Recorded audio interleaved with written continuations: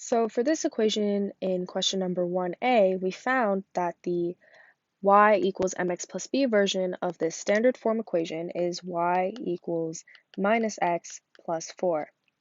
Now we need to identify the slope and the y-intercept. Well, looking here, whatever precedes the x in y equals mx plus b form is the slope.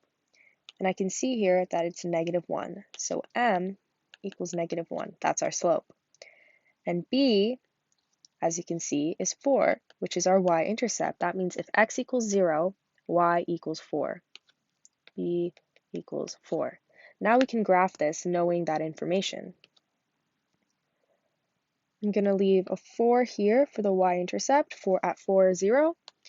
And the slope is -1. And I know that means the graph is going to go this way instead of typically what we know is a positive slope going that way.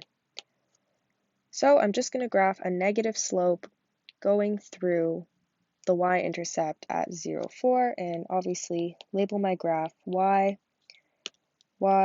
equals -x plus 4.